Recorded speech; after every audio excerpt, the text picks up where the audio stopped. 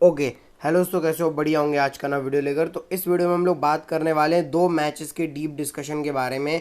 Damien priest versus Gunther का world heavyweight championship के लिए मैच, और solo Sikoa versus Cody Rhodes के बीच में अनडिस्प्यूटेड चैंपियनशिप के लिए मैच के बारे में। तो ये डीप डिस्कशन का पार्ट 1 है। बाकी के जो दो मैचेस हैं, रिया रिप्ली और लिव मॉर्गन का, और जो एक और मैच है special guest referee Seth Rollins CM पंग वर्सेस ड्रू मैकिंटायर का, वो अगले हफ्ते हम लोग डिस्कस करेंगे। इस हफ्ते इनके बारे में बात करते हैं। आपको कुछ नहीं करना है, बस इस वीडियो को भाई बिल्कुल बैठ के अच्छे से लास्ट तक देखना, अच्छे से बात करेंगे। सबसे पहले बात करेंगे Damien priest versus Gunther world heavyweight championship के मैच के बारे में।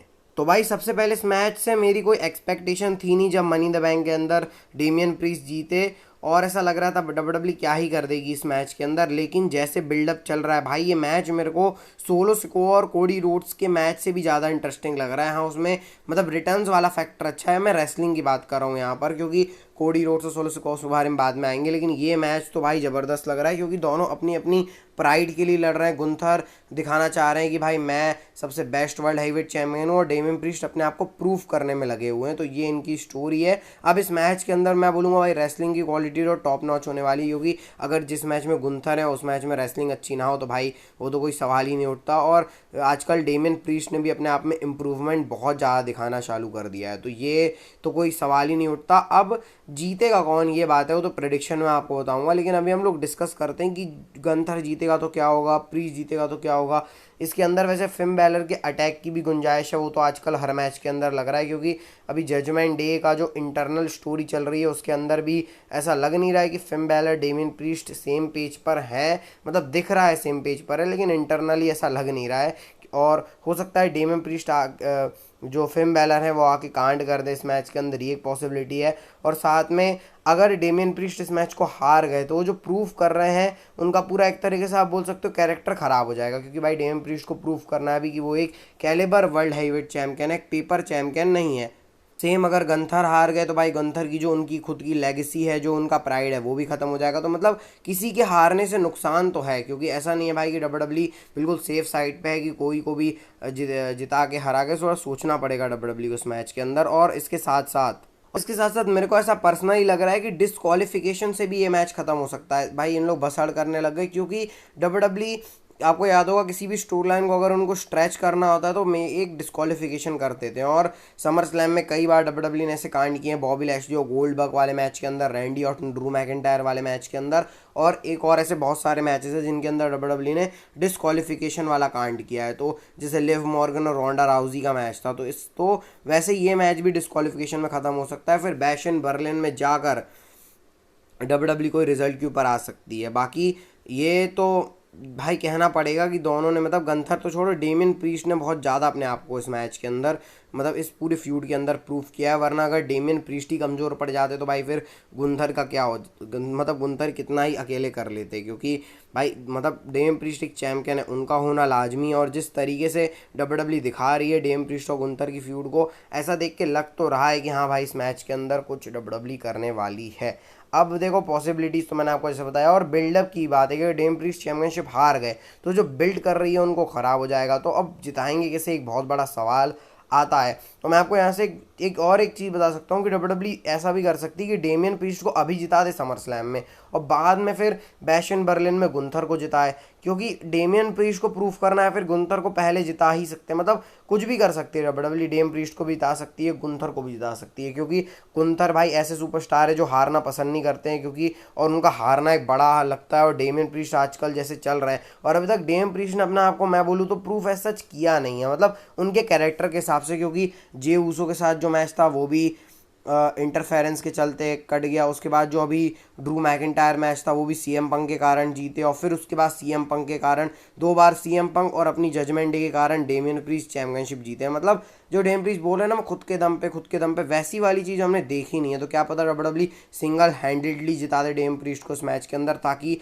लगे कि हाँ भाई डेमियन प्रीस्ट भी एक कैलिबर चैंपियन है। तो बहुत सारी पॉसिबिलिटीज़ है जो डब्ल्यूडब्ल्यू इस मैच के अंदर कर सकती है। तो चलो भाई हम लोग दूसरे मैच के ऊपर आते हैं। Solo Sikoa versus Cody Rhodes के बीच में undisputed WW universal championship main event होने वाला है समर स्लैम का। तो इस मैच के अंदर सबसे पहले तो भाई लोग वही बात कर रहे हैं, मतलब क्रिटिसिज्म इस मैच को बहुत ज्यादा मिल रहा है क्योंकि सोलो सिकोआ कोडी रोड्स ये एक पीपीवी लेवल का मैच और वो भी मेन इवेंट लेवल का मैच कैसे हो सकता है।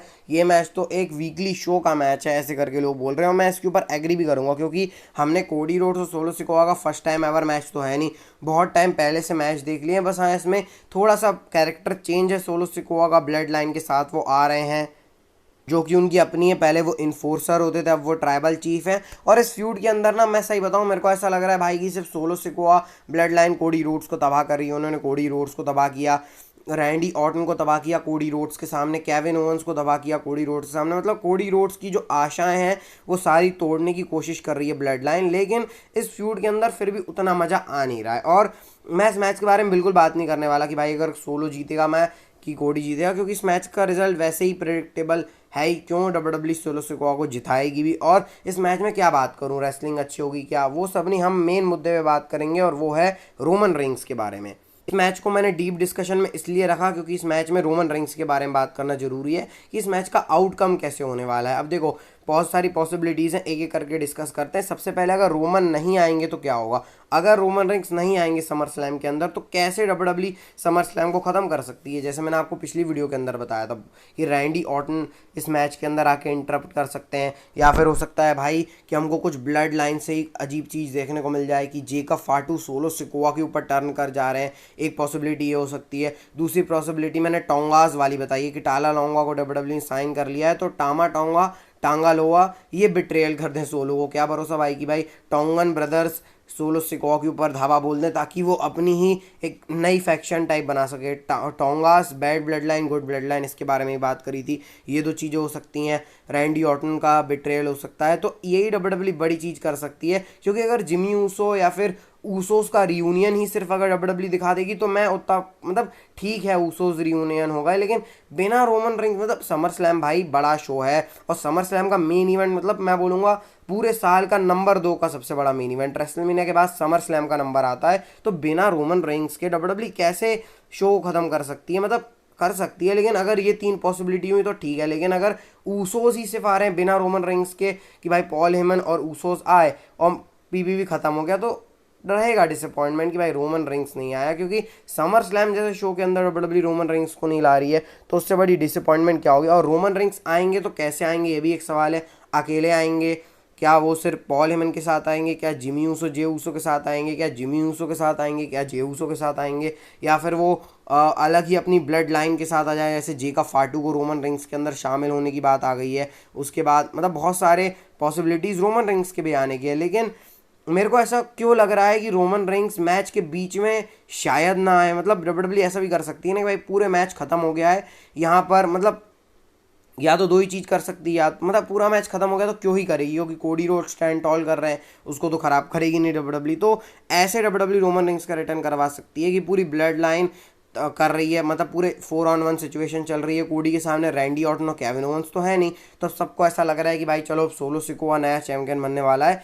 तभी तभी पॉल हेमन आए और पॉल हेमन कुछ वर्ड्स बोले और रोमन रिंग्स तब नहीं आए, तब ऊसोस आए और ऊसोस धावा बोल दें ब्लड लाइन के ऊपर, उसके बाद रोमन रिंग्स निकल के आए और ऐसे करके डब्ल्यूडब्ल्यू खत्म कर सकती है। और मतलब एक सबसे बड़ी ओएमजी तो ये हो सकती है कि कोडी रोड्स और रोमन रिंग्स हक करें एक दूसरे को, मतलब मैच मतलब सारा खत्म हो, ऊसोस आके अटैक कर दें वहाँ पर, पूरी भसड़ मच जाए और उसके बाद जो कोडी रोड्स हैं वो चैम्पियनशिप जीत जाए। कोडी रोड्स रोमन रिंग्स को हक कर रहे हैं, ऊसोस पीछे खड़े हुए हैं और ये सब स्टैंड टॉल कर रहे हैं साथ में, तो ये एक पॉसिबिलिटी हो सकती है। अब रोमन रिंग्स हील भी आ सकते हैं। अब कैसे भाई, एक कांड ये भी हो सकता है कि Roman Reigns as a heel आए। अब ये एक नई पॉसिबिलिटी ऐसे खुल रही है और ये एक लास्ट पॉसिबिलिटी है डब्ल्यूडब्ल्यू कर सकती है कि रोमन रिंग्स को एज ए हील ले आए। अब कैसे भाई, क्योंकि सोलो खुद हील है, क्यों ऐसा हो सकता है कि भाई कि रोमन रिंग्स कोडी रोड्स को कॉस्ट करवा दे, क्योंकि ब्लड लाइन की जो स्टोरी है वो अनप्रिडिक्टेबल चल रही है, तो कोडी रोड्स को कॉस्ट करवा दे रोमन रिंग्स और सोलो सिकोआ चैंपियन बन जाए।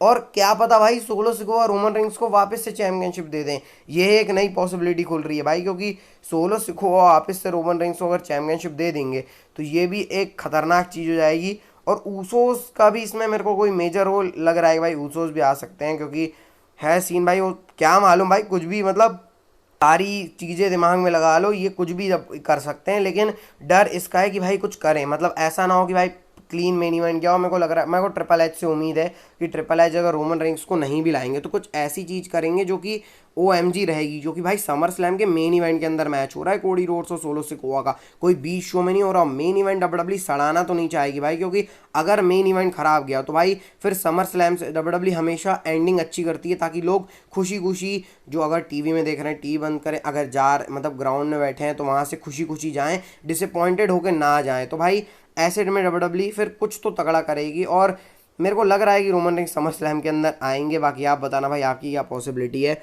और आपको ये डीप डिस्कशन कैसा लगा भाई कमेंट में बताना। मिलते हैं आपको नेक्स्ट वीडियो में। हेल्थ का ध्यान रखना, health is wealth. Bye bye, take care.